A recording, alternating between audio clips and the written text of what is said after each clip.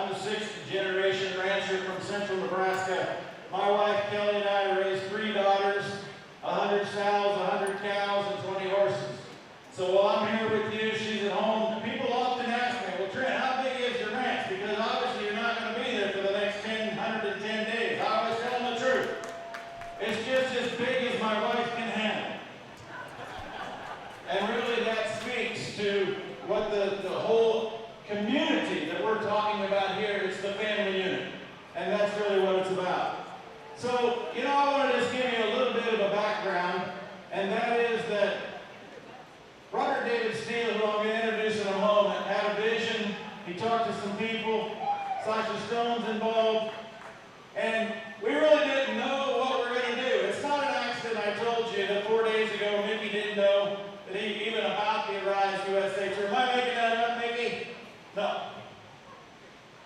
He might at this moment be wishing he still didn't know about the Arise USA tour, but that's another story.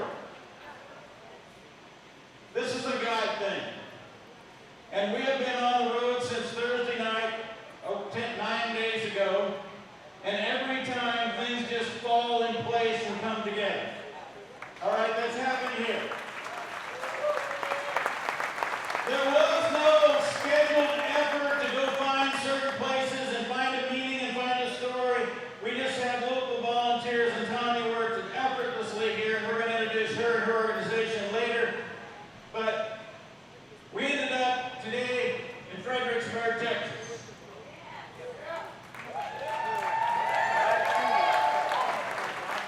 And for those of you that call Gillespie County home, you know the rest of this story. The rest of this story is that in 1885, there was a young man born in Gillespie County in Fredericksburg, Texas. Anybody know what his name was? Chester Nimitz. And everybody who's involved in the Navy, like that young man standing right there, knows the impact Chester Nimitz made. Chester Nimitz lived until 1966, and he was very instrumental in several things. He took over command of Pearl Harbor in December 1941. He was sent to Germany to study the diesel combustion engine, and he was the first person to put a diesel engine on an American military vessel. How did that assist us? You know, there's so many things that he did, and he was the individual that was on the Missouri, the battleship the Missouri, and signed the peace agreement with Japan. And this is where he calls home. This is where the high school today that pays tribute to this gentleman who on this Memorial Day 2021 represents all of those who sacrificed so much in the name of freedom and liberty.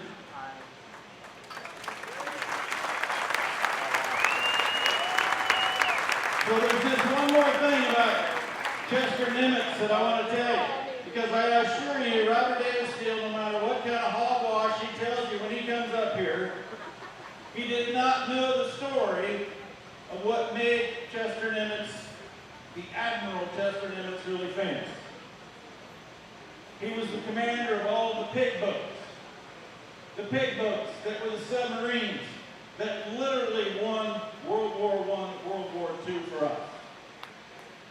And you're going to know why I say that that's significant and why it's a God thing when Robert David Steele comes up here. He commanded the pig boats.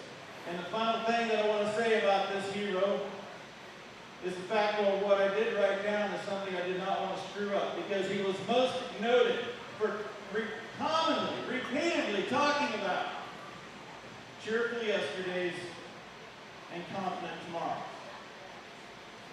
We've had a path in front of us that's been fantastic, behind us that's been fantastic.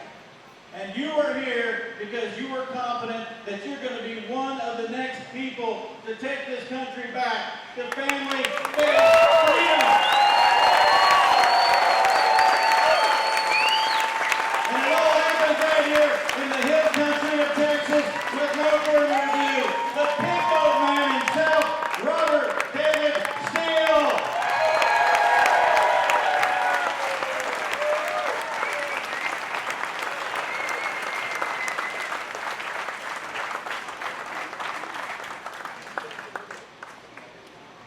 I love the U.S. Navy. Best bus drivers in the country. Well, one World War II was landing craft with Marines on it. But God bless the United States Navy. I'm a naval officer, not just a Marine Corps officer. And we all work together. The Air Force likes to fly around and do acrobatics. The Army likes to build really big, expensive shit that doesn't work. But Coast Guard gets to kill people wearing ball caps and boat shoes. This is cool. And they stay home at night. Our military is one of the greatest militaries in the world. However, the military-industrial complex is not. You know, I've got some angels trying to help me to clean up that language. So I won't talk about these people. There are some choice terms. Are you okay with Miss Pinky up here? Yeah. By the way, she doesn't think you know who she is. So, I just want to talk for 3 minutes today. You've all seen me before. 3 big issues: election fraud, Wall Street treason and crime, and satanic pedophilia. And we're doing something on that. I got 10 websites. I got 4 movies. Sasha's making the 5th. We got 6 coaches here, including Scott McKay. And the bottom line is, I think America's coming together. There is no racial divide. The only divide here is between the 99% and the 1%.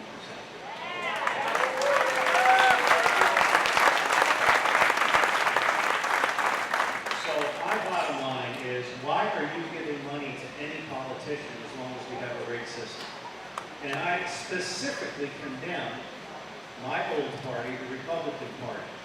There's no difference. Now, I got a cartoon and I'm handing out some things that you can fold up and then mail to your congressman with a personal message. Until you have hashtag unrated election reform with the 12 specific things that I've pulled together over these years, you don't have a country. You're not in charge. So you need to tell every politician you know that they are fired unless they sponsor hashtag unrated election reform. It's that simple. I believe our legally elected President Donald Trump is doing really great work behind the scenes. I expect to see him on Mount Rushmore on the 3rd of July. And Trent Roos, our ground commander, has secured for us the park at the base of Mount Rushmore on the 4th of July. And Sasha Stone, the British traveler, or my guest, Sasha around here, with his curly hair and his little pig feet socks. You know, he is going to put on a show at Mount Rushmore that is going to knock America's socks off. Hollywood couldn't even come close. Because it's going to be authentic.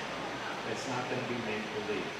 So I want to end now because I'm setting an example for all of my speakers who have been given 3 to 5 minutes for the recurring speakers and 7 to 10 minutes for the new speakers, including David Avocado Wolf. And I'm being followed by, I just want to say this, I'm being followed by Representative for Sheriff Richard Mack. I cannot tell you how inspirational Sheriff Mack has been to me. He is the second most important man in the United States of America after President Donald Trump. Because a constitutional sheriff who deputizes citizens can take on every form of federal, state, and local abuse. And I'm going to tell you right here, most, not all, federal, state, and local officials have been bribed, blackmailed, or brainwashed to be the 1% puppets against you. That's what we have to change. I'm happy. I'm happier than I've been in the last 30 years. And I have never been a Bible thumper. But what's happening now is Jesus is coming to us, I'm coming to you, we're coming to Jesus, and it's about Jesus at the ground level. Yeah. I got an angel that's getting me to stop lighting these things. Phil, this is how I communicate with Phil Biden. But the bottom line is I'm trying not to curse. It's hard for me. I rip people's heads off every once in a while. There are a few that need ripping off. But by and large, I'm trying to become a better person. And I'm absolutely certain that we are becoming a better community. And Juan Sabin says we're going to get gut punched. You are going to see some dark days. But do not for 1 second believe that God is abandoned. Thank you all.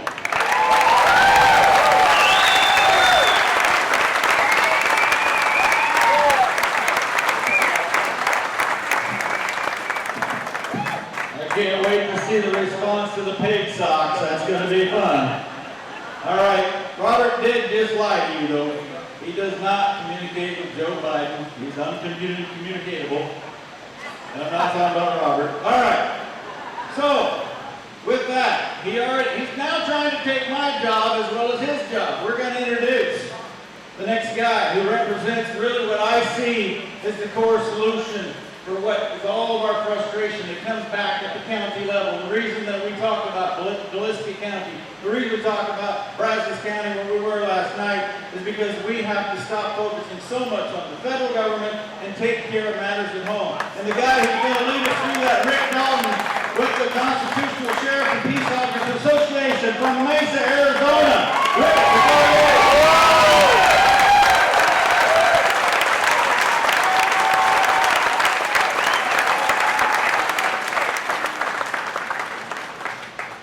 What an audience, what a venue, and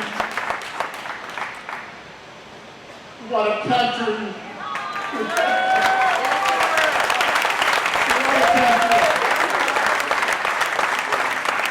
I'm sorry, but this wind, there's stuff blowing out of the trees and I have allergies and you never know when we're going to hit.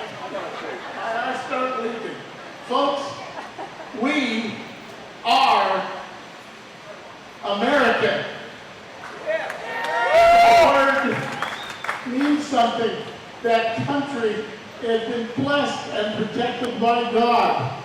And we, as peace officers, as I speak for us, yes, they call us law enforcement officers, but we all took an oath. So did everybody who's been in the military, everybody who has been a police officer, or an elected official.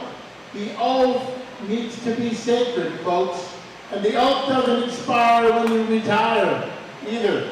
I spent 20 years and 42 days on Mesa, Arizona Police Department from 1978 to 98.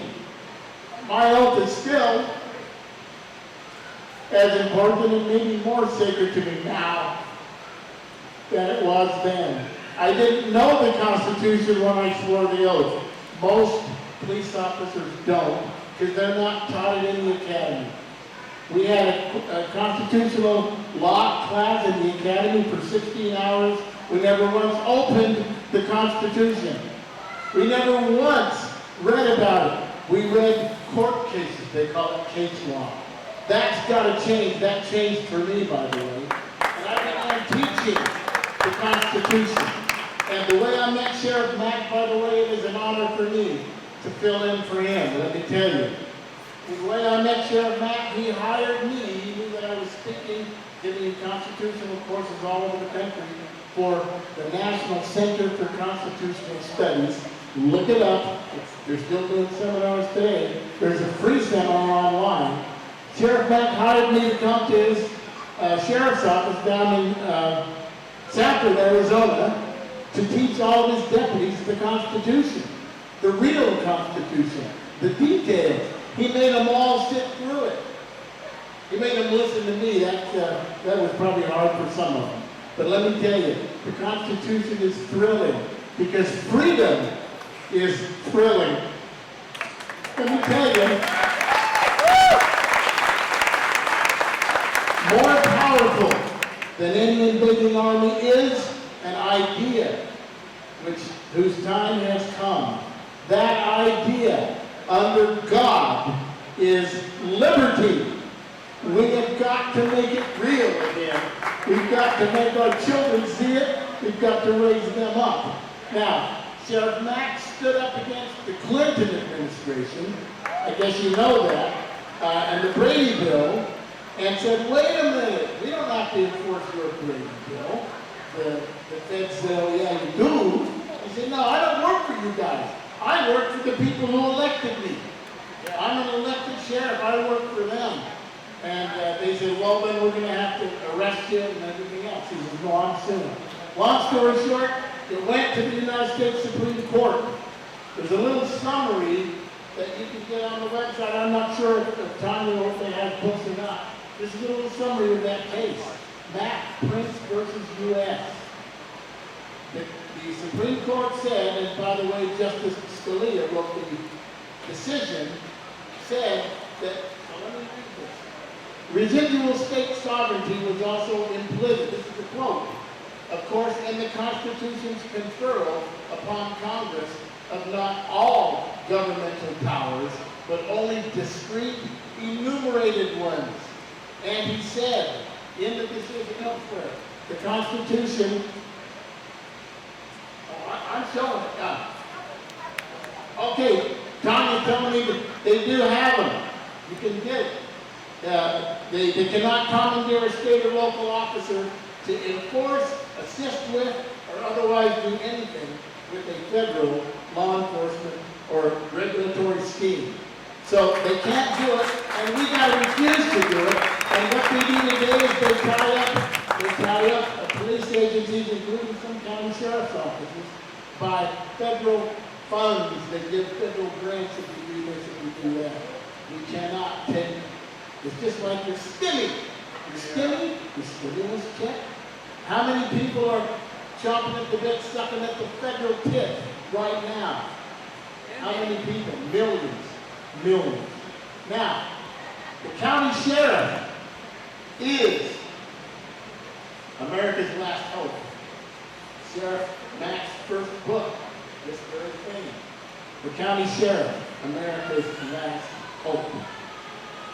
Within his own jurisdiction, the county sheriff has more power than the President of the United States.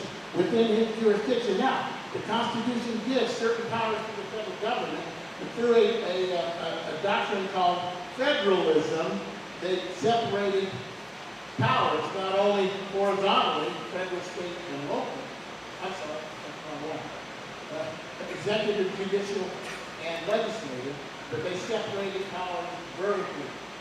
Local, which is the bottom, which is the most powerful, then state, then county, then federal. They separated that way. There are some areas where the federal government is supreme, but only in those enumerated powers. One example of raising an army and a navy and enforcing what? Immigration laws, protecting our borders. But every state has an absolute authority and a duty to protect its own borders and its own people if the federal government doesn't do it. And you guys, I understand you guys have a pretty good governor here in Arizona. I see him on the news and see good things about him. Please forgive me. Well, I wouldn't say that about our governor in Arizona on purpose. It was a mistake. Here in Texas, we got a great, hey, and you know what? I learned there's something to be said, there's meaning in that phrase, don't mess with Texas. Yes, all right, well now, what can you do? The bottom line is, we can't do it without you. Okay, by the way, we are you. You're police officers, you're county sheriff, we're your neighbors. We're supposed to be working together. There should not be any schism between us. So please, you should know the officers, the deputies, whoever it is that serve your area, that if you call, you need to know who they are. The ones that are going to come, invite them to a community meeting. Find out who they are. Remember, many are already constitutionally bound, and many will not enforce certain federal mandates and executive orders already. You know, many of them, our sheriffs all over the country, many of the local regular police officers you don't even know will not enforce an unconstitutional order, which isn't a law anyway. Now, the ones that are indoctrinated, let's say, don't hate them.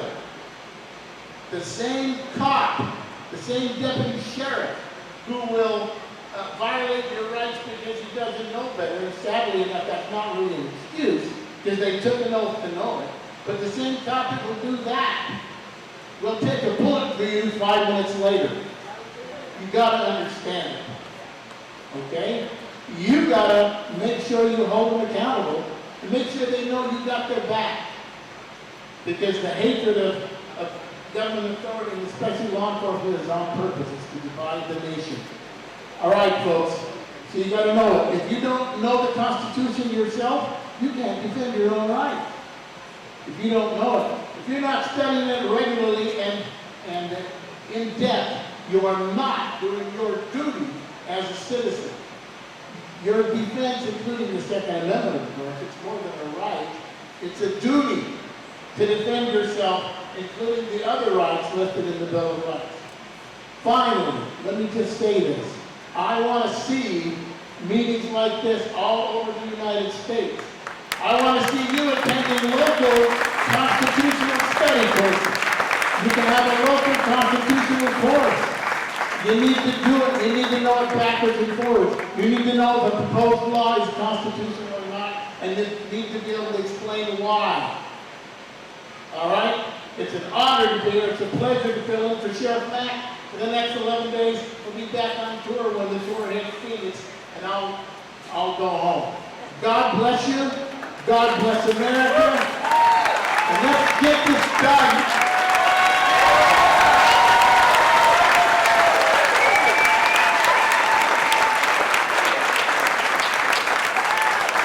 Rick Dalton. Hey, I just want to remind you, when you go back there and talk to Tanya about Sheriff Mack's books, she did the legwork to get this thing put together, visiting with Mickey. So make sure you say thank you, Tanya, for making this happen. One other little thing. Don't leave home without it. This is a pocket constitution.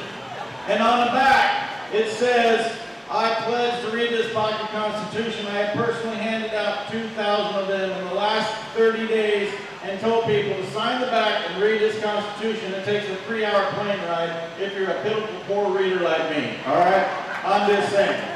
Okay, up next is a guy from somewhere in Texas who was smart enough to get out of the whack job country of California. I don't know why he came to Texas. Texas knows he's here.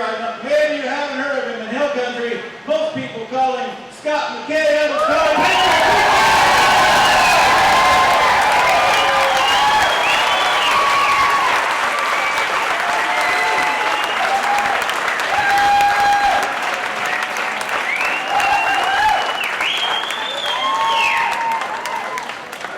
Hello.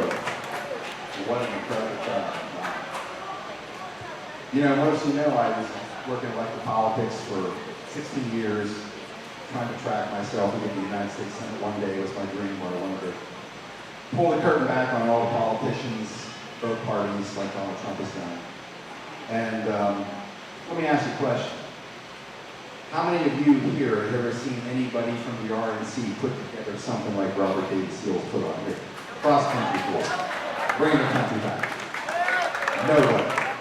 People wonder why I attack the Republican Party. It's taken you, we the people, to do what they refuse to do and failed to do to us our whole lives. And so, you know, and I want you to know, it's the only reason I'm on this tour, we were going to do a Patriot Street Fighter tour, but we weren't going to do it in the fashion that we're doing it now, and that's all because of Steele. Now, I'll tell you something about Steele. I call everybody out, and I heard him up there saying, I never rip people's heads off. I'm like, we got to call this one out today. Where is he? Where is Robert? Did he Steele? Okay. Yeah, we're going to call him out. He ripped my head off just before I got here. I made a phone call. We don't have time for these kind of calls. Click. I'm telling you, there's some love somewhere deep inside that body of his. I'm going to find it, and when I get it, I'm going to bring it back here and I'm going to show all of it, because I know it's there. I don't let it hurt my feelings. I learned this right out of the gate. This is how this guy operates. I'm like, Scott, put that in the box, leave it there, because it's going to get dented, all dented, if you keep that up and give him an opportunity to dent that thing. So, but he's done an amazing job. He's got a lot of logistics to handle. Trent, I've been talking to him for the last couple of weeks. What these guys have to deal with, state to state, city to city, to put this thing together, believe me, nobody in the Republican National Committee would do this. They would just have their hand down and say, give me money, and I support their mission. Stop giving the Republican National Committee money. Give it to the people who want to deserve it, and they're going to salute you.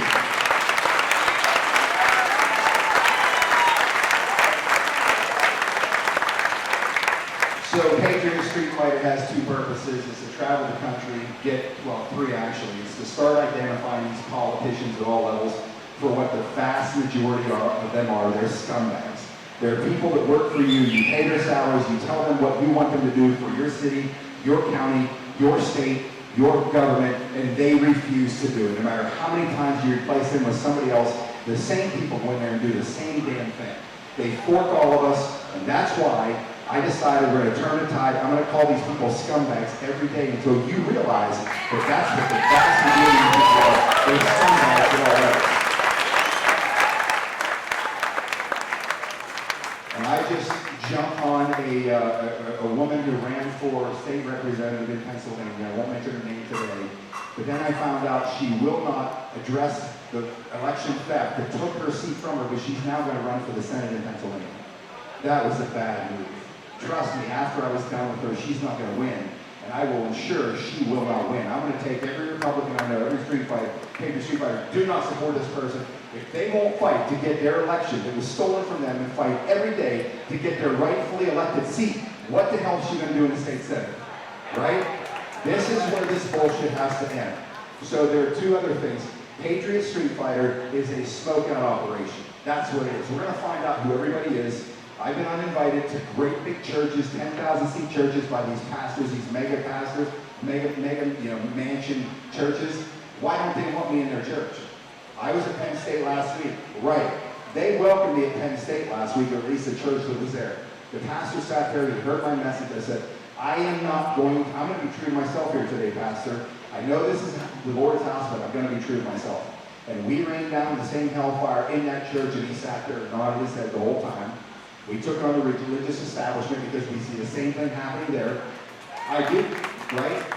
I do have a course correction to make. I was approached by somebody yesterday, I'll talk about her next week, who came to me with some very valuable information, and where I'm wrong, I am going to correct the record. I feel I have to correct the record on somebody that I've attacked, and we'll do that next week. So anyways, I'm happy to be here. We got a long tour. We hope to talk about what's happening here, get your videos posted, let people know we're coming around the country, because I can tell you, as long as that bus is rolling, I'm going to keep calling down the thunder of we the people until we stand up and take this country back.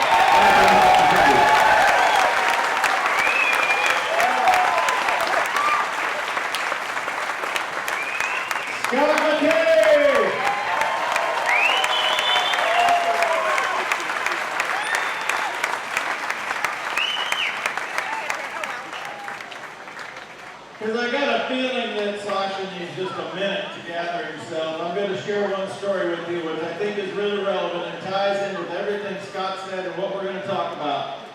You know, if I were a time traveler, I'd be back here in Hill Country, Texas in 1865 and 66. Because this country was truly mended by cowboys.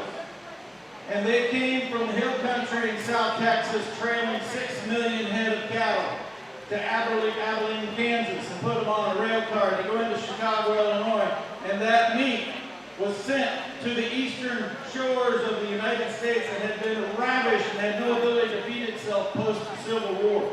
It was the cowboys and the vaqueros who were willing to cross rivers together, risking their life, that made it all happen. There's a little part of that Hollywood never gets right. And we've got a Hollywood person who's going to speak later.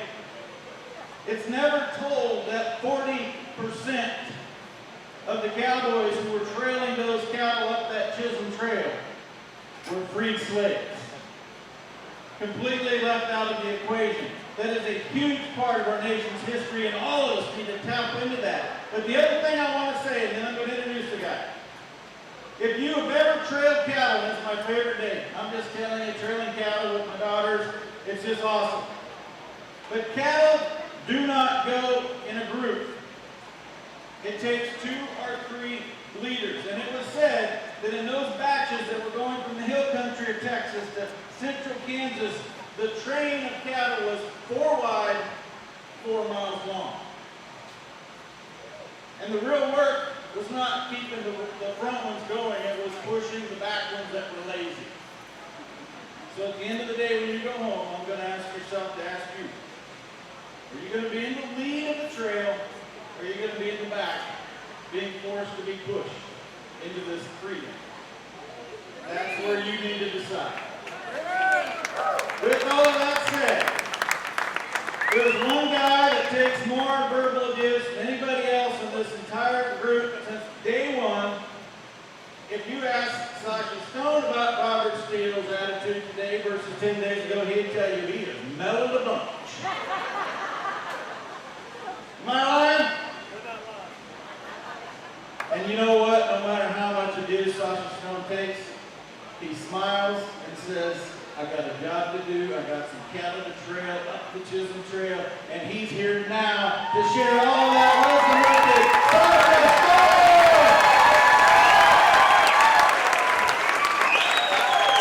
Hey, friends, say hello to the world, say hello to your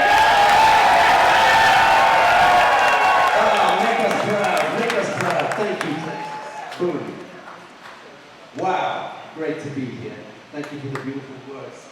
Where's it going? Where's my cup? What a man. Friends, I get less than 3 minutes because I'm not here to speak. I'm here to record. I'm here to do what the Holy Book demands that we do at this time, more than anything else, which is to bear witness. Bear witness. And what I'm doing, and the reason why I touched down on 4 continents to get here through the back door, because some folks don't want me here for obvious reasons, is because I believe that this is the onset of the biggest, most powerful conversation in the history of the world. And I'm not exaggerating. And just 60 seconds on me. I'm a mongrel, 3rd generation, white African. I grew up in a war. I lost everything that was dear to me. And I became a refugee for 9 years without a passport, without a state. Not wanted. My country, Rhodesia, no longer existed, became Zimbabwe. And I pledged to myself that one day I would find out what the jig was, what happened. I grew up with a beautiful, loving family, surrounded by beautiful, loving people. And you know what? There was no racism when I grew up in Rhodesia. It was not about that. It never was. That was a media campaign in the 70s and the 80s. Man, they broke us. They absolutely broke us. We lost everything. And I pledged that I'd find out what happened. And I've spent my life since then working that stuff out. I think I've worked it out. The same thing that played out down the spine of Africa, that was cultural and social Marxism coming in through the back door. And I see the same things happening in the West today. The same things. The difference is we've wised up. We've wised up together. And we're connected. And it's not to do with the internet. The internet is symptomatic of something far more powerful. The human heart. It's activated. The galactic planes are activated. The dialectic universe is activated. There are waves of light coming in. The grace of God is a cosmological, scientific fact. There's your science. There is your science. Not Anthony Fauci. The grace of God is emerging. It is touching the souls of 7.8 billion human beings. We are standing up against the goddamn fiction of our lives. We are standing up against the goddamn government, mind control, the spells, the bombs, the poisons. Nay, nay, nay!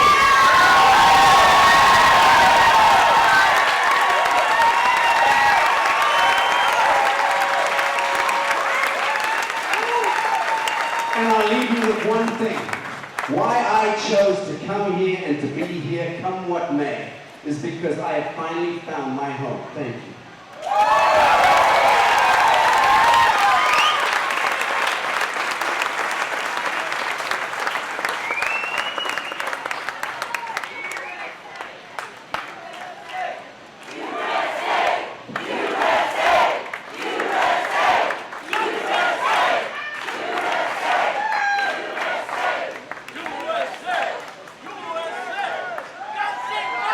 And let that be an example to you.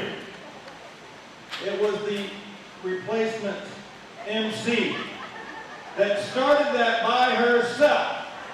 And every one of you followed in line. Be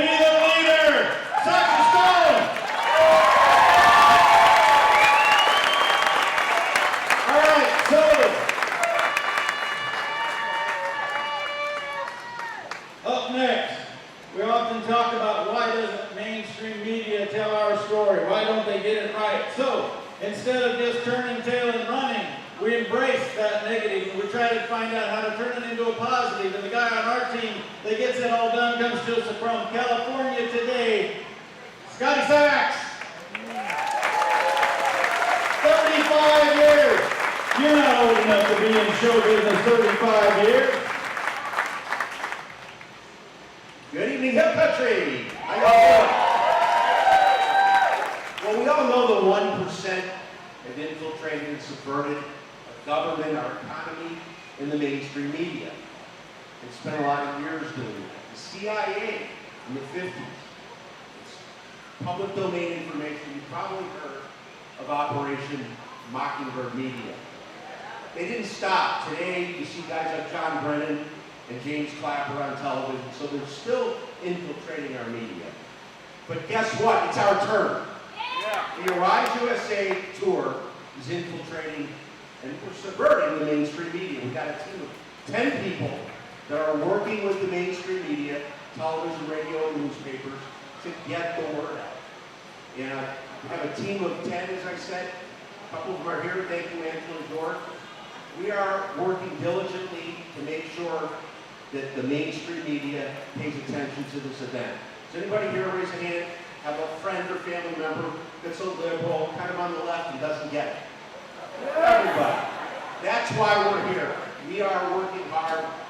When we call a TV station and they hang up on us because they don't like our agenda, they don't like our press releases, you know what we do? We call them back. We don't give up. But I'm going to end quickly here on this note. It's our turn. We are the mainstream media now. We are the mainstream media. Yes, sir! I want you to be able to see my eyes when I speak. The mainstream media is done. Let me tell you why. There are antitrust suits in all 50 states against the mainstream media. We all remember the Bell telephone companies. They were taken down by antitrust suits. That's happening again. 6 companies own 90% of all the media. They're being taken down through antitrust suits, civil suits. The Covington kid sued the media. I don't remember his name, but they defamed him. They sued. He settled out of court. We hear for a couple $100 million. Donald Trump, Devin Nunes, and a host of other people have defamation suits. The suits are going to pile up. And finally, there's going to be criminal suits. Does everybody want to see the heads of the network? We're going to go down with criminal suits. We're going to watch the heads of networks and the TV stations go down. I hope on their very airwaves. I hear the military will make sure of that. So, God bless you all. Have a great afternoon.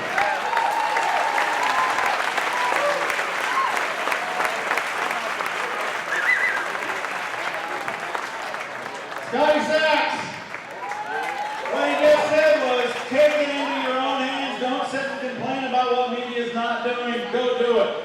Contact them. Be relentless. But he also mentioned that we need attorneys, apparently, if we're going to pile up the suits, which I hope that isn't taken out of context, Scotty, when major media reports about what you said here.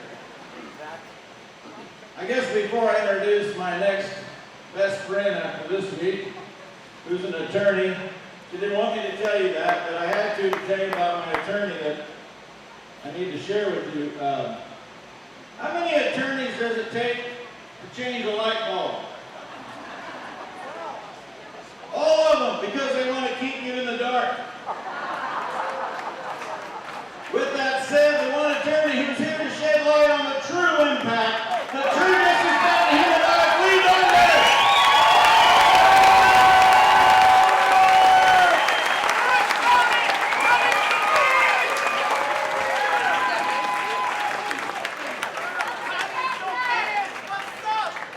Thank you guys. That was quite a welcome in the great state of Texas, and I gotta tell you, I'm proud as hell to be here because you guys know how to do it right. For anybody that didn't catch my name, it's Lee Douglas, and you got some fans in the audience out here. You can find me at LeeDouglas.com. I hate self-promotion, but it's the only way to survive these days because as the prayer speaker was saying, mainstream media doesn't want to hear the truth. For the people who bring it, we're censored. And let me tell you something. When you get sad that they're censoring people, you need to take it as a win, because if you weren't telling the truth, truth and they weren't losing, they wouldn't need to send to us. So we are at war right now. Make no mistake, we are at war just as if Chinese foot soldiers had raced across the White House lawn yesterday. But because those Chinese foot soldiers came in a different way, we didn't see it for what it was. We haven't responded the way we would have. And to that degree, it is that much more insidious and that much more dangerous. But I'm going to tell you today how you win a war on Memorial Day weekend. You do it with two little things that you bring a whole lot into battle: courage and hope. And the good news about courage and hope is they're not something God gave you. They are something you decide to do. They are a skill you can practice. And the first thing that I want to say about courage is it is not the absence of fear. It is the decision to proceed in spite of it. They had a German hero, a World War II hero out of Germany, who said, "Show me a man who said that he was brave over there." And I will tell you, he's a damn liar, because we were all afraid. Even the Germans were afraid. But the boys who made this country what it was continue to proceed anyway despite that, and that is what we have to do today. Speaking of hope, going back to hope for a second, there was a little Harvard graduate by the name of Kurt Richter who wanted to study lab rats and how long they could swim in a bucket of water. And so when he was at Johns Hopkins doing this little research, he took a bunch of domesticated lab rats and he threw them one at a time into a bucket of water to see how long the little suckers swim. And his first little specimen was not really anything to write home about. The little rat swam for about 2 minutes, got bored, pedaling around the top of the water, did a duck dive, checked out the bottom, took a big gulp of water, and that was it. Luckily, the other rats were a little better. The domestic lab rats averaged 15 minutes before they drowned. And so then, Kurt Richter decided he was going to change it up. He's like, well, those are the namby-pamby, pansy, wussy lab rats that are fed 3 squares a day by me. I'm going to get some wild rats, not these little namby-pamby lab rats. And I'm going to throw their little butts into the water. And these are the guys that jumped on the Christopher Columbus's ship when things were going bad and swam to the English island. And they should be able to beat my domestic lab rats hands down. And what he discovered after he threw these caged up, pissed off, full of piss and vinegar wild rats into the water is to a little rat man, they fared way worse than the domestic ones did. So Kurt Richter leaned back in his little chair and went, I wonder why that is. And he thought, maybe it's about hope. Maybe my little lab rats knew there was a human in the equation, the guy who feeds them every darn day, and was hoping that I would come rescue their little lab rat ass, and that's why they swam so much longer than the wild rats. So he decided to put the hypothesis to a test. He rejigged the study. He put rats in the bucket of water, and right before they were about to, fly the white flag and go drowning, he rescued the little sucker. He'd dry off his little furry head, give him some, sweet nothings in his ear, tell him you can do it, buddy, and then throw him back in a second time.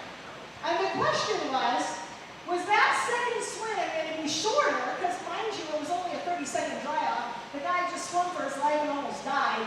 Was he going to be all spent, no gas in his tank? Was he going to make a shorter swim, a same swim, or a longer swim? And guess what? What do you think those little rats did? They did a longer swim. Anybody want, if you know the answer, don't call it out. Anybody want to take a guess on how much longer? Was it, 30 minutes? Was it 45? Was it an hour? Was it 2 hours? What do you guys think? Right? It was 60 flipping hours. The rat was willing to give up after 15 minutes, but because somebody came to his rescue and he had hope, he swam for 2.5 more days. He swam 240 times as long as he did the first time. That is the power of hope. And I know that this last year has been dunking your little lab rat head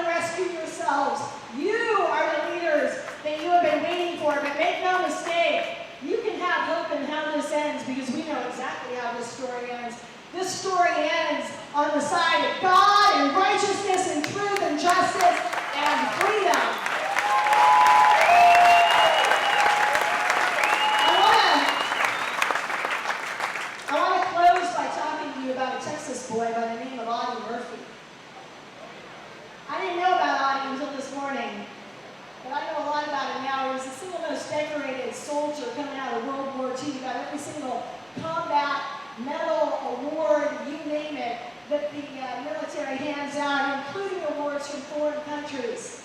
This guy, for those of you who aren't familiar with his story, was born to a sharecropper family in Hunt County. One of 12 kids. Daddy ran off when he was young. Mama died when he was a teen, and when he was a 5th grader, when he was 10 or 11, he went to work picking cotton. And when Pearl Harbor happened, he went over to his sister and said, help me forge some paperwork to lie about my age so I can go join up and go fight for my country. And that is what they did. One of his earliest encounters was on Yellow Beach. He and his buddy were walking across a German-controlled vineyard when they started taking heavy German fire. And he retrieved a machine gun, I think off a German, mowed them all down. He and his buddy killed them all. And the Germans inside the house thought it would be a good idea if they surrendered. So they started waving the white flag, and when his little best friend went over to take into custody and control of those prisoners of war, they cut his friend down dead. And that is when Audie said, to hell with that. And alone, he moved in on this house under still heavy direct German fire. He ended up killing 6, wounding 2, and single-handedly taking possession of 11 prisoners of war out of that house. That was one of his first encounters. A little while later, he was crawling alone. It seems to be his signature trait. Crawling alone toward the Germans at Lomé, carrying a handheld radio and directing his men so that they could end up taking a hill. 35 wounded, 15 killed. They gave him a bronze oak leaf cluster to add to his earlier Silver Star, and they elevated him and ranked to platoon leader. The day afterward, his platoon started taking heavy fire from a German sniper group. And he decided, after capturing 2, that he should shoot back, but a sniper took out his hip, and then he took out the sniper between the eyes. They took a piece of his hip muscle out. They elevated him again to company commander, and a couple days later, he sustained 2 leg wounds. That was on January 24. On January 26, his unit was ordered to hold their position, to hold the line. It's been 2 days, he's got 2 leg wounds. So they're out there fighting, and again, they start taking heavy fire, and their tanker goes up in a pile of fire, and all of the crew on the tank make a beeline out to save their butts, and Audie looks around and goes, every one of my men, run for cover and get in those trees, we're going to retreat. And once he got his men into his trees, he crawled out there alone, he got on top of that tank that was on fire, he picked up that 50 caliber machine gun, and he started laying it down. He took out an entire squad coming up the ditch, entire group of Germans, and for a damn hour, by himself, he took out multiple German infantry and multiple tanks. He was wounded again. He's now got 3 leg wounds in under 3 days, and he still did not retreat. They begged him to do so, and he did not back off that field until he had stripped that damn tank out of every last bullet and piece of ammo it had, and himself. And that is when he walked off that battle, got more ammo, more men, and came back. That man, when he did all that stuff I just told you about, was 19 years old. That is courage under fire. And when they gave him a military citation, they said, and I quote, for an hour, the Germans tried every available weapon to eliminate 2nd Lieutenant Murphy, but he continued to hold his position and to hold his line. And when he was asked later, why did you take, in one of your battles, a machine gun from a German and start laying down fire and take on an entire company of German infantry? He said one word, one sentence, because they were killing my brothers. That man joined up to fight for his country, but he ended up joining and actually fighting for the people standing beside him. Make no mistake, my friends, this country isn't a country because we call it a country. This country is a country because of people like you and me. And today, starting right now in the heart of Texas, we are going to start telling the people like Audie Murphy that we are going to continue to hold that line. And we are going to be sold out. Run your watch, run on my God, ever. God bless this country and all of you here. Thank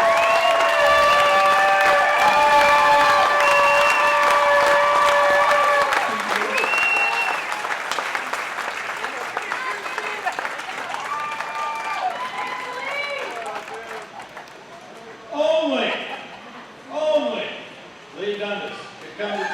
Call y'all little rabbi asses.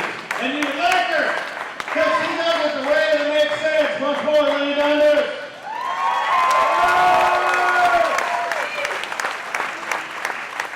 All right, up next, Sandra Rose Michael. Dr. Sandra has been with us all week. She's a doctor of biophysicist, and an author, and a requested lecturer all around the world.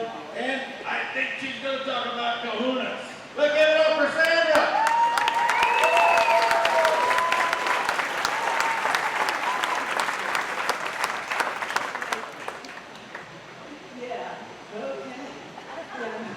I'm a professor of biophysics. My parents met in engineering physics. My mother was fissioning plutonium at one time. She was pregnant with me and working on the bomb. Okay, she got me. My dad, the aerospace, electrical, mechanical, they were both spook scientists. Let's be real. Both top secret government scientists. So I see everything in the combination of engineering and physics. And so I am a professor of biophysics, so I'm going to give you a good lesson in that today. But I was born in Ohio on the farm, or at the farm, and the farm was defeated by President Jackson. Everybody knows what he did, right? Yes. His big thing was to defeat the banks. He kept the banks out. President Jackson, whose portrait stands behind President Trump a lot of the time. So that's some of my background in the bloodline of Martin Luther, the original protester.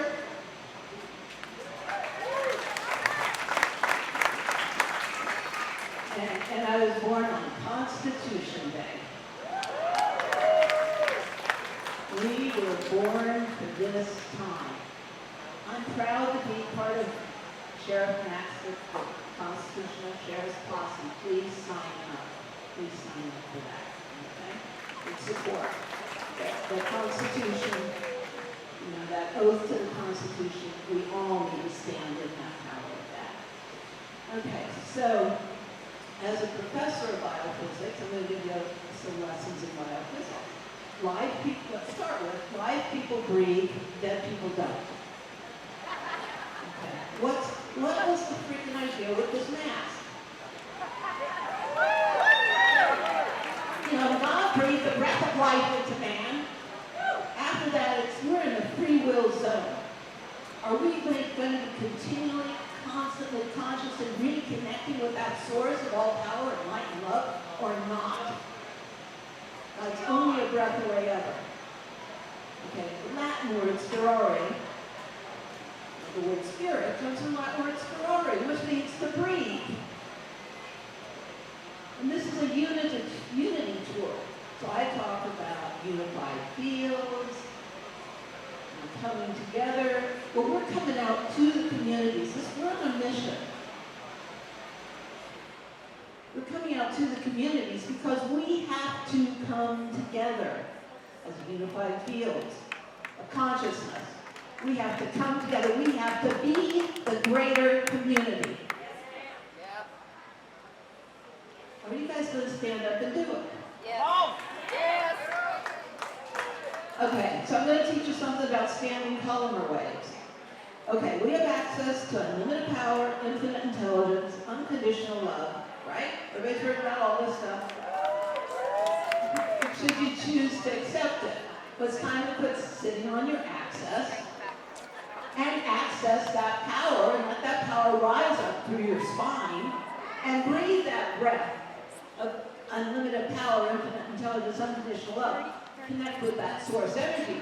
Are you doing it right now? Breathe. Breathe all the power, all the light, all the love of the entire God force. In through the top of the head, down the spinal column, that brilliant column of light like a pillar in the temple.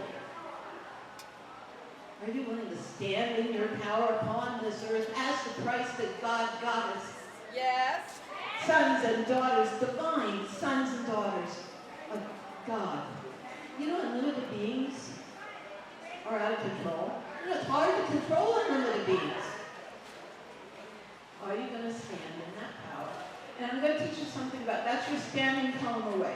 Okay, got it? A pillar. But it's the breath. You know, the deeper you breathe, the more all that power and light and love can flow through you. And you need to quit sitting on your yeah buts and stand in that power, in that light, with that sword of truth. Because the cells vibrate. As you're breathing, I want you to be breathing all that light. You know, Christ said, I am the light of the world. Breathe all that light through every cell and every part of your cells, through all parts of you. And every cell know and remember the power of the truth, of the love of your being here now. Because we are here in oneness with that breath of the love of all life. And allow that light to go out. Let your light so shine. Let it go out to touch the hearts of all beings to feel more love, more light, enlightenment now. Because the Great Awakening cannot and will not be stopped.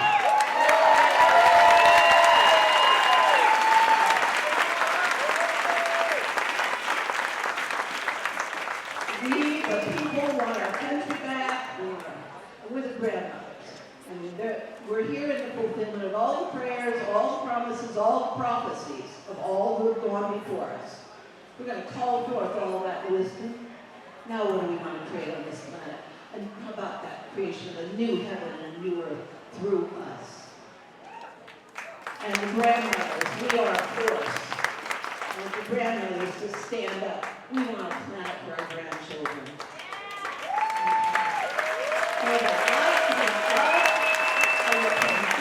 Oh, and you've got to have big kahunas, because we need each and every one of you here to have very big kahunas and carry that sword of truth. Yes. Because it's the truth that sets us free. And you need to speak that truth into power now.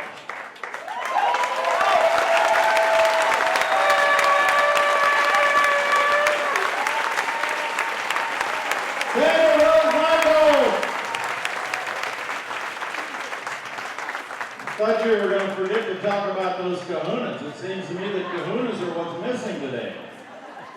Of course, there's a lot of pet people that kind of bother me when it comes to kahunas, too.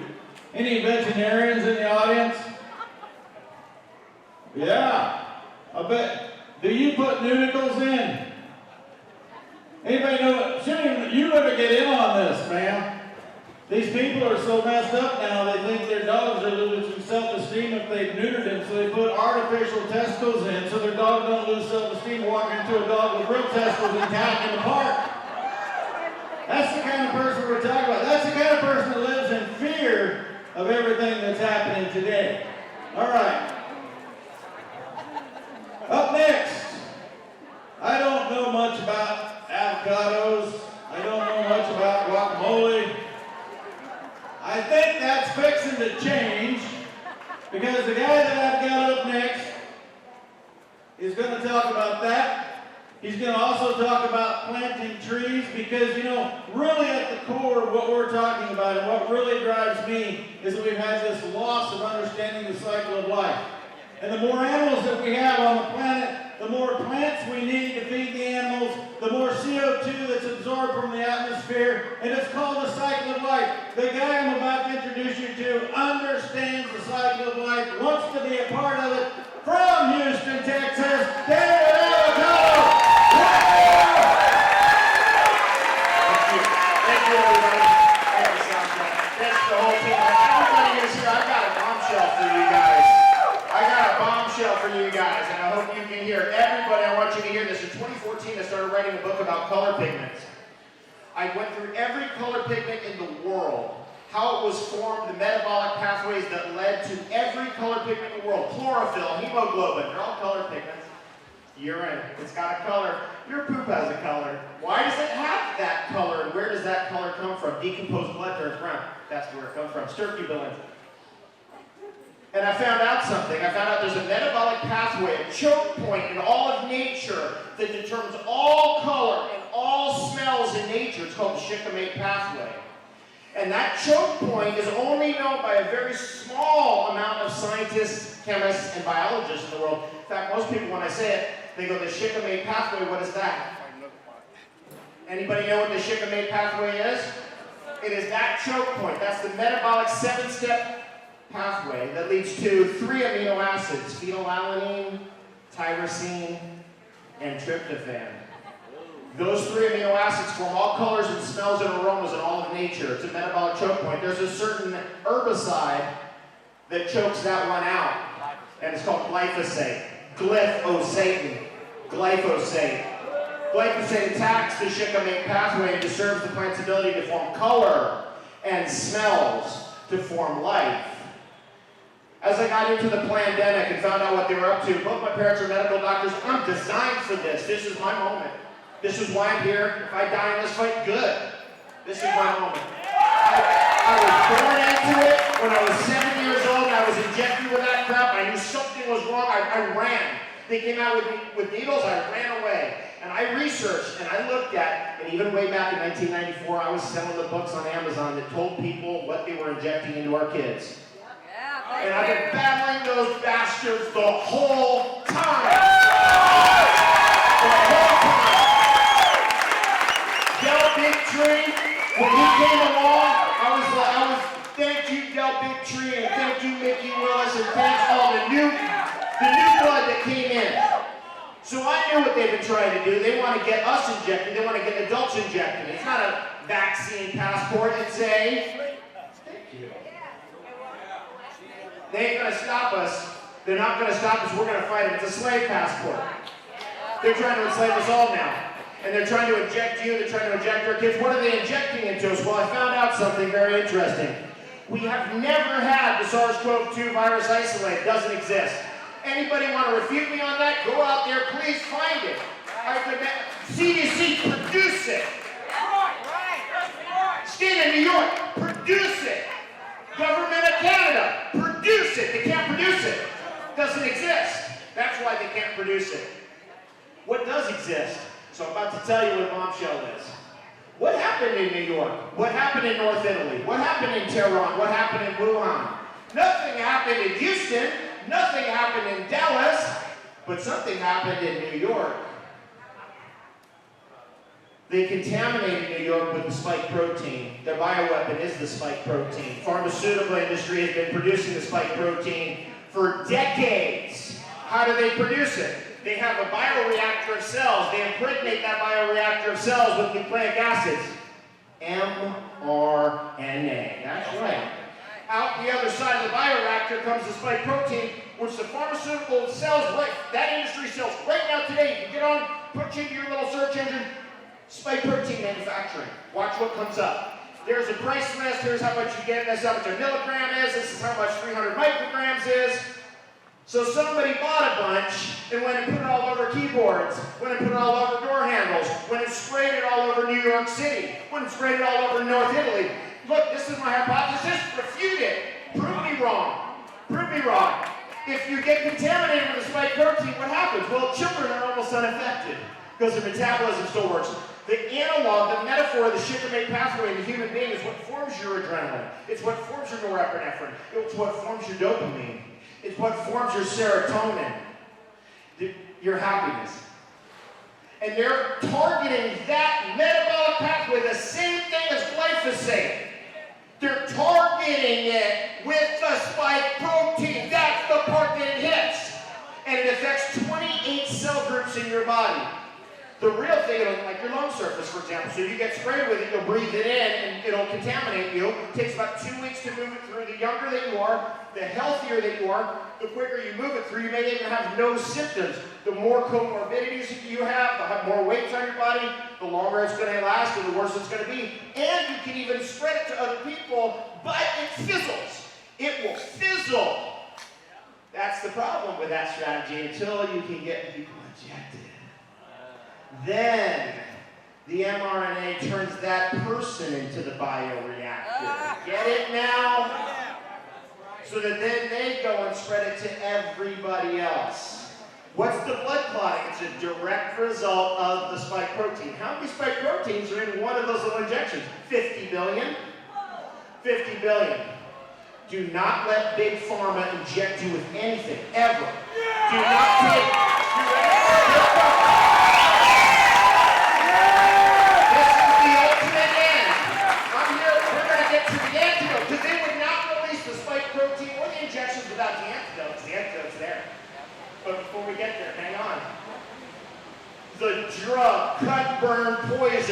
Rockefeller medicine. Germ theory is coming to its satanic flowering. This is its last moment, right? It's not the germ, it's the terrain. Take care of your body, take care of your immune system, you'll beat anything. I listened to my teachers 28 years ago, and they told me get the parasites out of your body, get the heavy metals out of your body, clean your body out, clean your colon out. Eat organic as best as you can. Grow your own food as much as possible. Never been sick, no chance of being sick. I'm not afraid of some little virus, this, that, the other thing. The mask wearing is really, truly a new world order hypnosis. That's how they tell if your pineal gland's calcified, and that's how they tell if they got you under their control. That's what it is. Now, they would never release any kind of bioweapon like this without an antidote. What's the antidote? The antidote in their Rockefeller medicine is called suramin. What is it? It's shikimate. It's the end product of that 7-stage process that I was talking about that leads to the production of all colors and all aromas in nature, all smells. The end product is produced in certain foods and in certain herbs. Now the big one, the big game, the one that the pharmaceutical industry produces suramin with, and the one that they use to produce Tamiflu, also contains shikimate, is pine needles. Green pine needles, brand new green ends of the clip, the ends of the tree pine needles, make a tea out of it. It's delicious. 5 pine trees here in Texas, all of them edible. There are some pine trees that are not edible, not when they're brown, when they're green. That's number 1. Number 2, star anise. Star anise has the, you've seen those, they're beautiful, grow really well here in Texas. One of the most gorgeous flowers in the world. In fact, shiki, where shikimate comes from, is the Japanese name for that plant. Illicium religiosa. What else? Fennel seed. Fennel seed tea. Star anise tea. Pine needle tea. Every day for all of us, because now it's not that they're just spraying us with it or contaminating keyboards with it. Remember that video that went around in April 2020 of that woman with that weird backpack on? She was Chinese, maybe she was CCP, going around and contaminating all those keyboards, and the lady's like, what are you doing? What are you doing? What are you doing over there? She just hustled out there after contaminating everything. Remember that? Remember the guy, the professor who was caught by the FBI going back and forth between Wuhan over Harvard University? Remember that? What was he teaching his students over there? Well, apparently, my research has uncovered, he was teaching them how to contaminate household items with spike protein. You don't need the virus if you have the spike protein. You see that now? That's why they can't produce it. They don't need to. All they have to do is produce their variant, which is just another spike protein, put a slight different nucleic acid messenger into the bioreactor on one side. You have another variant shows up on the other side as your new spike protein. Every day, you've got to drink pine needle tea because everybody's exposed now. We're saturated in it. It's going to affect our fertility. This is a depop, right? We got to stop the depop. Stop the depopulation agenda. It's a sterilization agenda. It is not only that, it's a control agenda. That's a weaponized injection. There's no way they're going to hustle you like this. I mean, we've got a whole new standard of used car salesmanship now. Every single government, every single selectard, all of them are coming at you like, hey, get injected with this crap. No thanks. Just say no to drugs. Thank you so much, and thanks to the whole team. We appreciate it. Thanks for buying the tape. Thank you.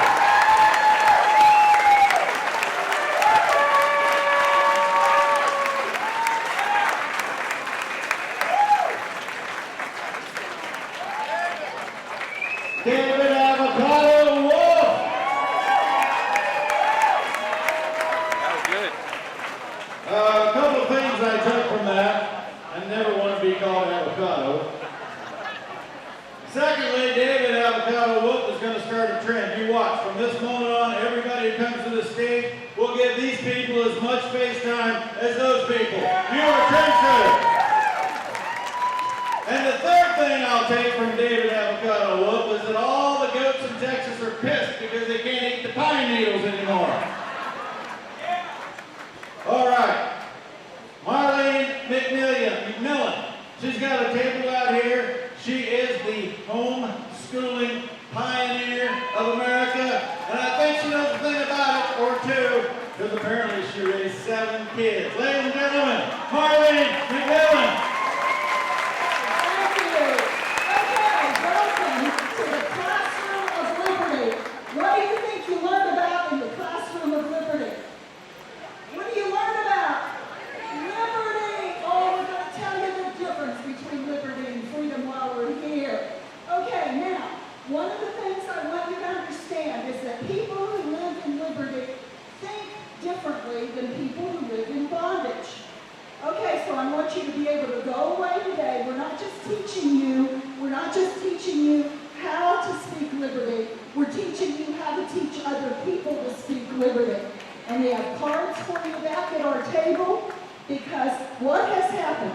Social engineers have used language to change our culture.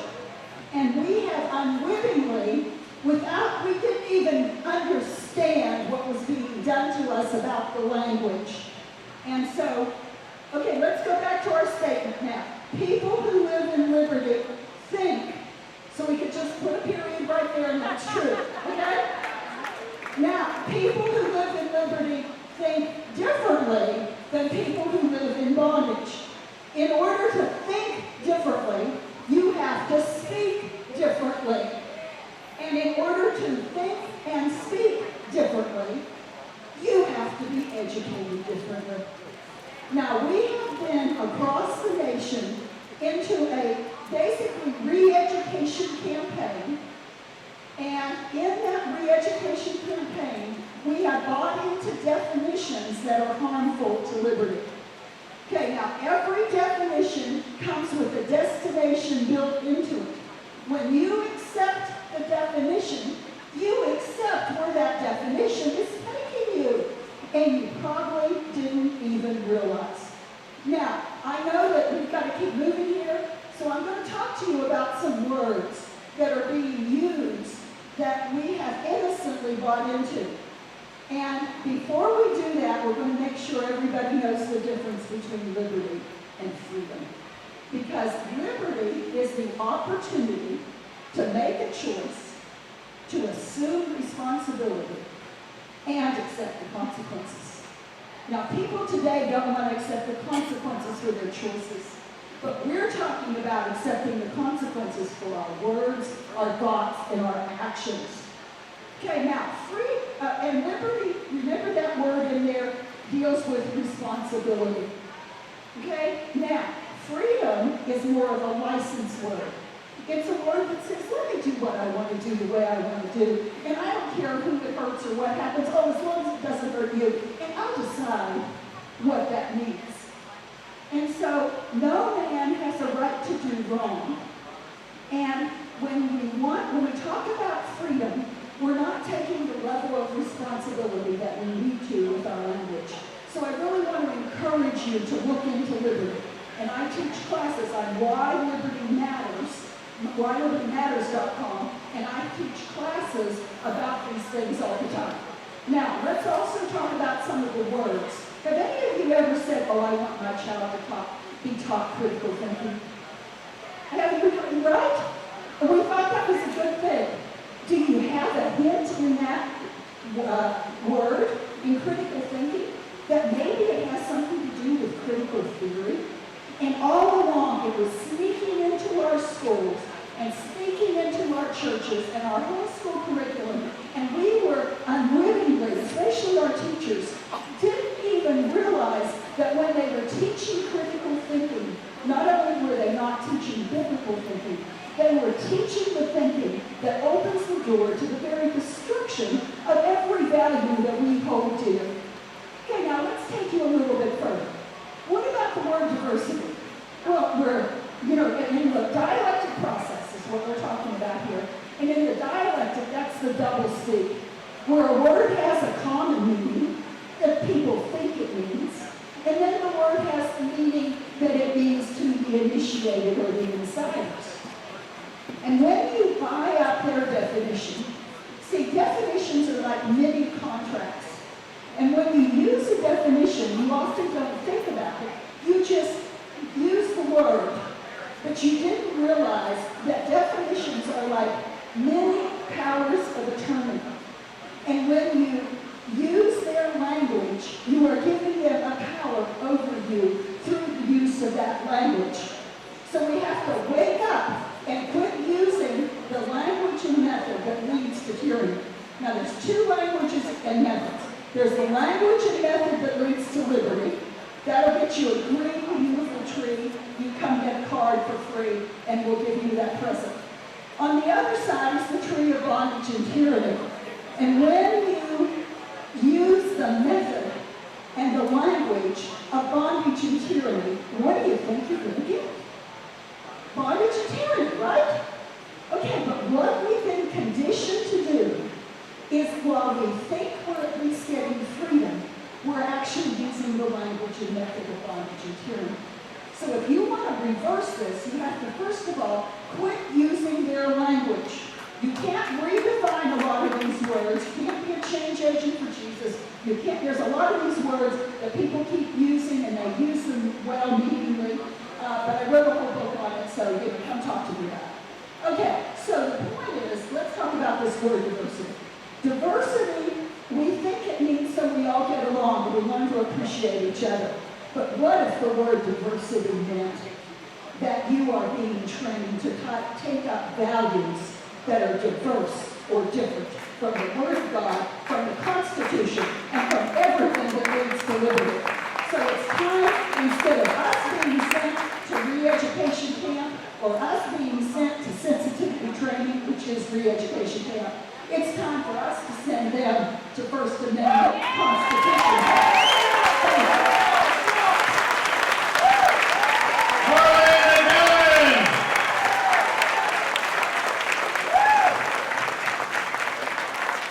She can homeschool my girls anytime. Hell, she can homeschool me. Hey, you know, I just want to say something about Hill Country before I introduce Tina. And that is, I remember the first time I came here. I remember I got friends, Clark and Amy Barons, I don't know if they're here. Barons feed the seed at Lukenbach, stop by, buy some deer feed, some cat feed, whatever. But I came, I spent some time, they've been friends for 25 years. We came to Fredericksburg, we went in the area, and I went home telling everybody, you know, people talk about Houston, Fort Worth, Dallas, San Antonio. The best kept secret in Texas is Hill Country. I got bad news for you. I learned this week 38,000 to 40,000 people a weekend come to Hill Country, Texas. Apparently you fixed the best kept secret, but you took the bull by the horns and found a way to make it happen. Hats off to everybody in the entire region of Hill Country, Texas. We want to call her the counterculture mama.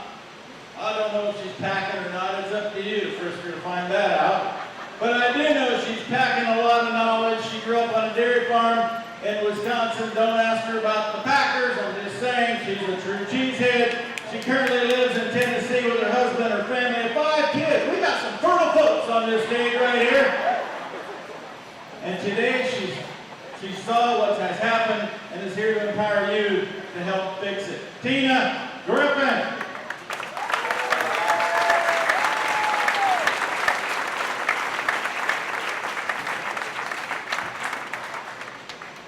I love America, and when I placed my faith in Christ at 16 years old, I said I'm going to die for the cause. I've been staying on stage for the last 20 years, exposed in Hollywood, with the show I call Hollywood Exposed.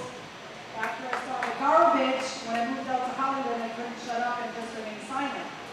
I've had death threats, I've had witch covens, however you want to say it, attack me. I've had school assemblies canceled last minute, and people try to sue me, people try to kill me. I brought her in my home about 3 years ago. Should have been dead with my 4 kids. But God told me how to front her for a play date. I did. That caused him to freak out, so a lot of people in the house. He pulled a huge honking knife out, maybe about a foot long, so waved in my face, and I said, hell no. Probably some other swear words I shouldn't have said, that's what I felt at the time.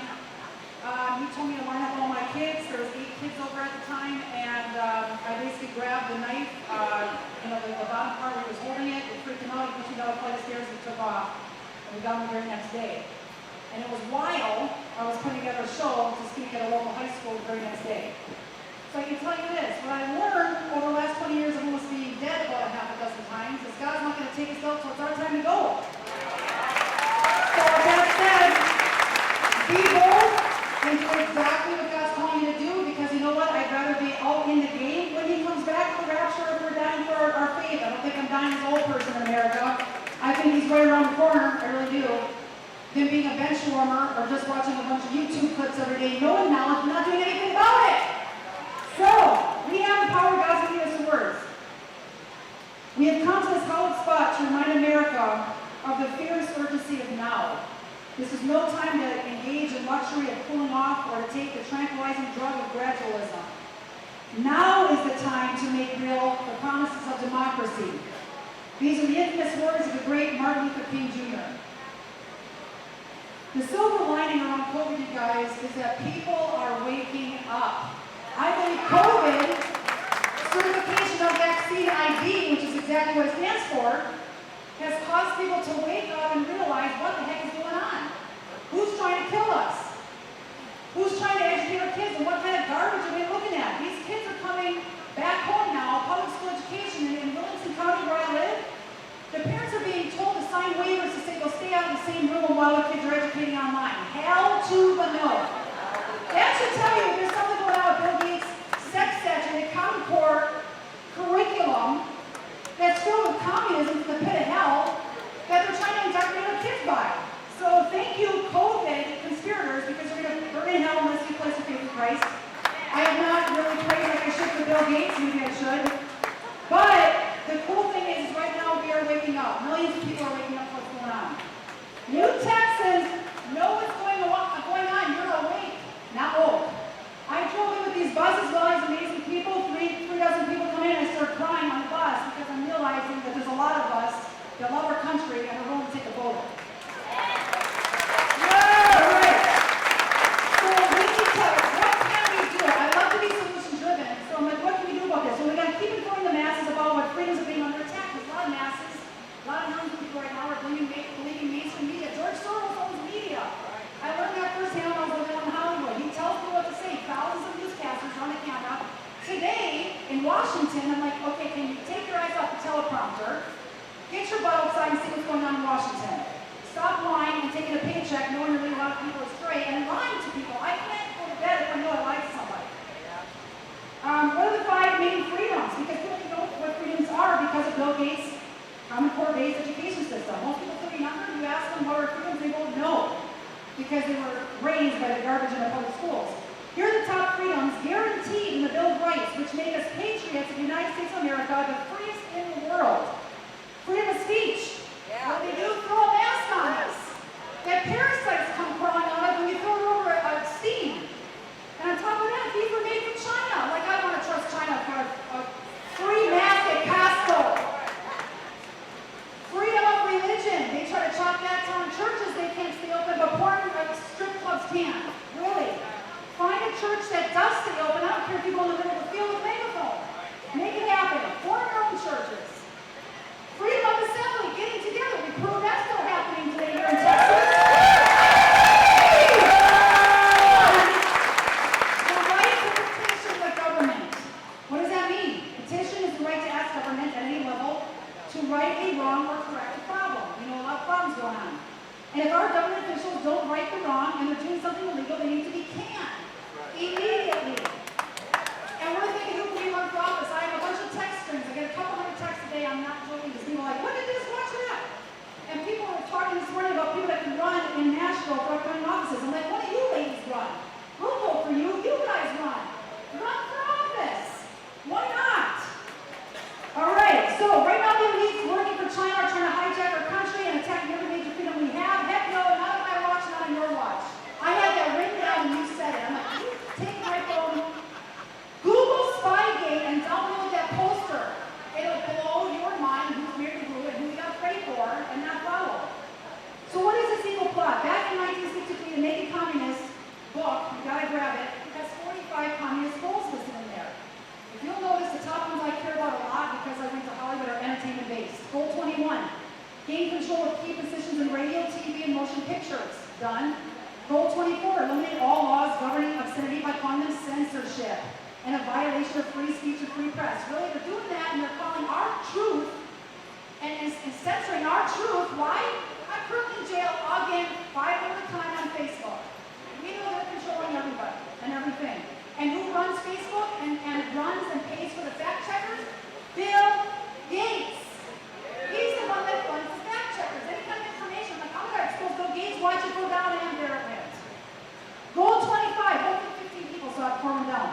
Break down cultural standards of morality by promoting pornography and obscenity in books, magazines, motion pictures, radio and TV. And goal 26, present homosexuality and promiscuity as normal, natural, healthy. That is why the entertainment industry, which is anything but entertainment, loads our current media with these anti-family, anti-God messages. It's a communist move to take over our children. State goes down, guys. We know this. Jesus went and he's coming back again very soon. God will not take us up until our time to go. So for over 20 years, I've been exposing the Hollywood hypocrisy and literally exposing the utter hogwash. I was on 90210, Meryl's Place, Ellie Field, Drake and Josh, a ton of shows all over the place. Went to the Oscars, worked at Limited Film, was part of the Film Society, so I got to look at movies ahead of time and say, take all those 14 minutes and now you got a good movie. Went to Playboy Mansion. I stayed outside and was fully clothed. But I will tell you, when the opportunity arose, I went because I was like God's undercover FBI agent. What info can I get right now so I can warn the masses about the garbage going on? I saw a lot. Now kids watch or read or look at 70 hours worth of entertainment every single week. Wow. And they're in Bill Gates' classrooms in this country primarily for 40 hours a week. Unbelievable. I believe these are the top 2 ways our kids are being indoctrinated. So a little background here, Mel Cowell's Gail Hay became a follower of Christ at 16. I got a VHS copy of the Clinton Chronicles and my life was changed. Went out there to Hollywood, saw how they used to memorize all of these negative, harmful behaviors, both showing consequences. And our kids suffer as a result. So what did I do? And I got some ideas for you guys. I threw on an abstinence t-shirt on set.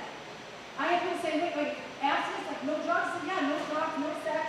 Really? There's a virgin in Hollywood. I'm like, yep, until I get married. And I waited 29 years, 51 weeks, but who's counting?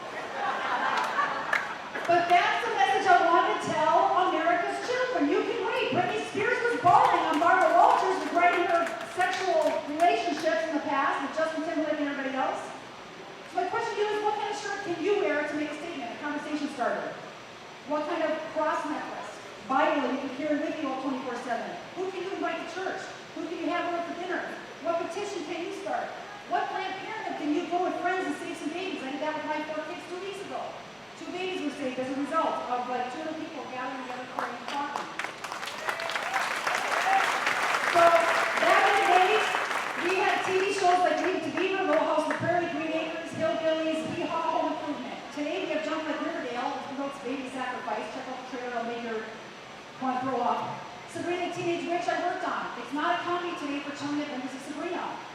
In that movie, they literally, one of the top shows watched by our youth today, they are having seances, real seances, by hiring real witches that come on set. And millions of our kids are now joining satanic clubs. Witchcraft is skyrocketing. It's because of the trash going in their brains. So here's what we gotta do. It's pop culture purge time, people. Download, I have an app, Counterculture Mom app, download it. You have to download the app, Counterculture Mom, download it. Text the word America. This is going to allow us to stay in touch with you. You guys are getting all those, the people that join forces. Text the word America to 33777 so you can know what's going on, how the mainstream media is lying, what we can do to make a difference. Throw on the bird pile, Grand Theft Auto, Call of Duty, Friday the 13th, Mortal Kombat. It's teaching kids how to kill cops. It's ridiculous. And have sex with prostitutes. And tell your friends to stop purchasing this garbage and take your kids to Mount Rushmore. Or the Ark. You guys know Kennedy Island Creation Museum and the Ark out there? It is amazing. I bawled before I got out of the car. My husband shed some tears too. So we can't give anything a foothold. You'll not be able to gain ground if we don't. And if our kids see us doing something that's patriotic and willing to die for the cause, they're going to follow in our footsteps. So we don't have to all the time try to catch up and replace corrupt political figures and leaders, or not leaders, traitors in our country, but actually have our kids know how our country was founded. So let's do that. Text America 33777. Right now, I'll leave you with this. 30 seconds? No.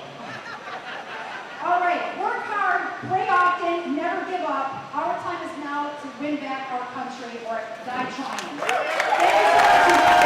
Thank you so much, guys.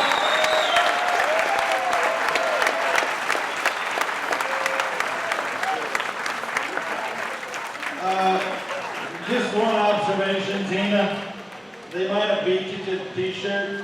God bless Texas! Do you really want to try to follow all this, or what is called today? Oh, they think you're up to it. All right. Who said we're saving the best for the last? We saved the guy for last, and in case we run out of time, we don't care if he gets the microphone. I'm kidding. In case I had to tell you. From the Urban Health Alliance, Kevin Jenkins.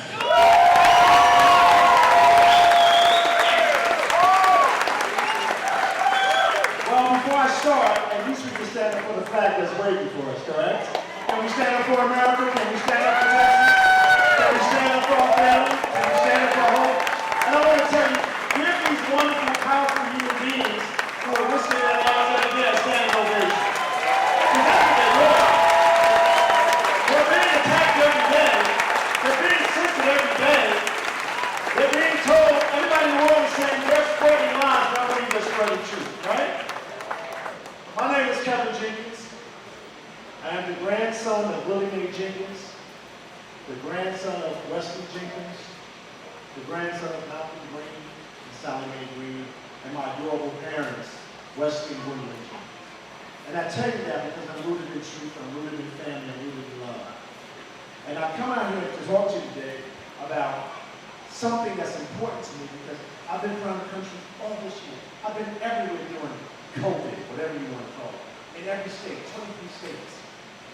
And I got up one day and I called my partner and I said, you know what, I'm tired of talking. We have to take action.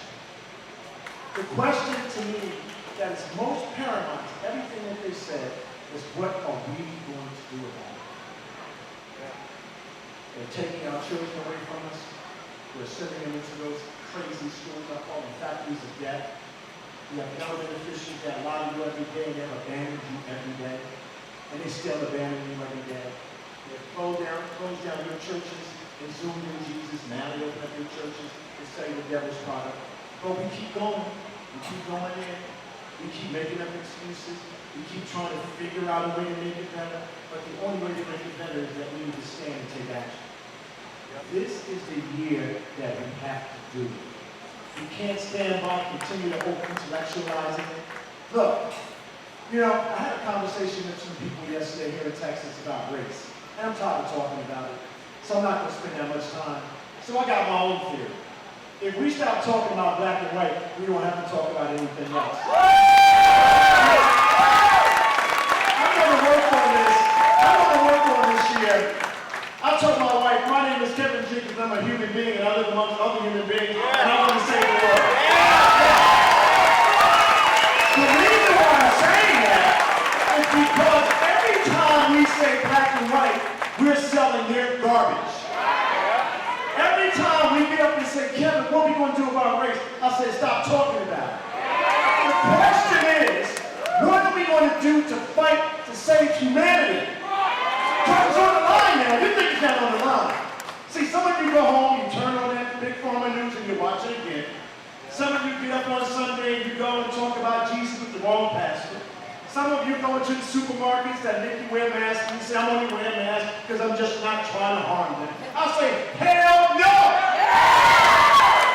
See, because if you don't fight, you lose everything.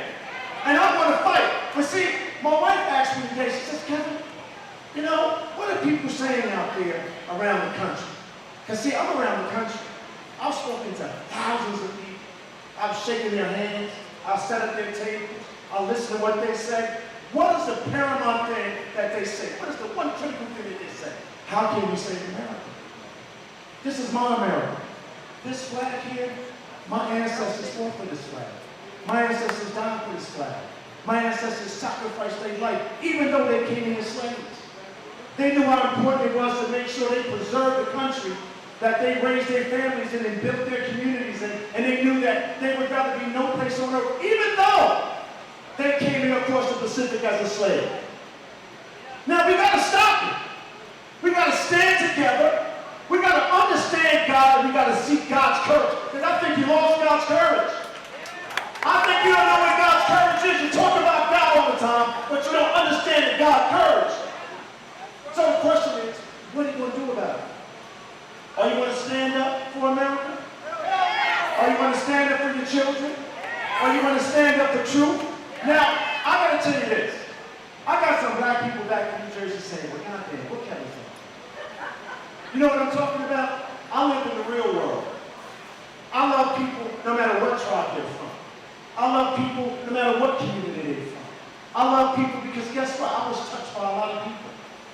A lot of people gave me love and embraced my life and gave me opportunity. I didn't ask them, well, I don't want you to give me opportunity because you're white. And you know what? I want to tell all of you white folks today. I'm going to talk to white folks. If I hear you ever talk about white privilege again, I'm going to shoot myself in the mouth. Because I damn sure don't know what it is. I probably got more privilege than you. I'm just astounded when I hear people talking about, well, I think maybe I had a little bit better opportunity. No, you didn't. See, I believe in God, I believe in country, I believe in ownership, I believe in education, and I believe that my destiny is about my destiny. I am not a victim. I am not a victim.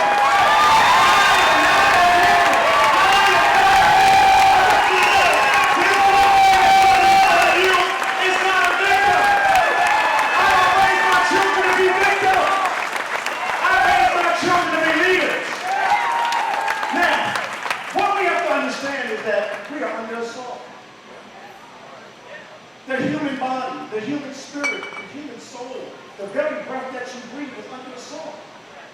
The shame of mass has been strapped upon your mouth to stop you from breathing and thinking and loving. But the question is, what do you do about it? You going to get up in the morning, young ladies, and put on your makeup and not look at yourself in the mirror and knowing that they're trying to take your children away from you? Every time I go in every city, I make sure I take a picture with a child. Because I want everybody in this country, everybody in this world to know that I'm going to fight for those children with my dear life. Yes, sir! The question is, when you leave here, after all of these things these wonderful people laid out for us, what are you going to do about it? I'm ready to kick down the doors. See, I don't want my government talking to me, passing stupid laws that every time another group comes in, they change. I want control over the government that I found. I want control over the government officials that I elected, and no one's going to tell me what to do. Now, they got you all twisted. They got you all twisted. You guys keep calling it a vaccine passport. I call it a slave passport. Now, let me tell you what I mean by that. There was a time in my life when I used to travel with my parents to go to the South. I had to put fried chicken in the car. I never understood why. I had to put my sheets and pillows in the car. I never understood why. I never knew that when we were driving down to South Carolina, because I'm a Geechee, right? I never knew that my body was under assault every time we got on that road. That the Green Book was to create a vehicle for us to be able to go and be safe. Now, I'm telling you, if you allow those people, those evil people, those tyrants, to tell you if you are healthy or not healthy, and you got to show proof, then we have failed this country. I saw something earlier today that struck me as really strange. They were saying USA, but y'all didn't really say USA the right way. Y'all said it all softly, huh? USA, USA, USA. And I saw it, I was like, well, damn, is this really USA? Am I in the middle of Texas? Is this Texas? I just left Memphis, right? I just left Arkansas. I left Atlanta. USA! USA! USA! USA!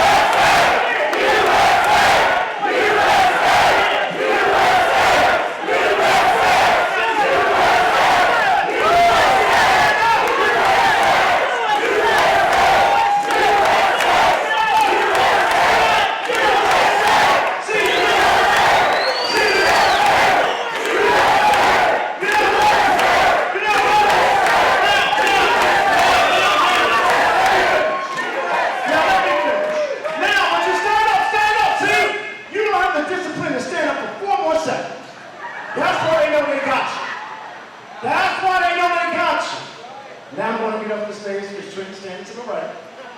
That's the boss here. I want you to do me one favor because I want to make sure I do this every place I go because I want to make sure I'm talking to human beings. I'm afraid that sometimes I'm not talking to human beings. I want all of you to hug each other and show the world that we are human and that we're going to fight for our lives. Can you hug each other? Can you hug each other? Can you hug each other? Can you hug each other? All right, see? That is what America is about. That is what family is about. That is what faith is about. That is what community is about. That's it. That's America. That's USA. Now, I'm going to leave the stage, but I want you to know one thing for certain, one thing for sure. I'm speaking to you as an American, not a black American, not a Greek American, not a Jewish. I'm so sick of it. I'm sick of it. Now, the more you get angry about that, the more we free ourselves of these evil people that are trying to take everything from us. So let's give these people a